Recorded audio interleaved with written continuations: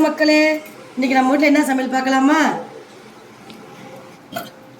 சுட சுட சாதம், அதுக்கு மாங்காய், முருங்கைக்காய், முள்ளங்கி எல்லாம் போட்டு ஒரு சாம்பாருங்க. அப்புறம் காரக்குழம்புங்க, பூண்டு போட்டு காரக்குழம்புங்க. அடுத்து தயிர் தாளிச்சிருக்காங்க.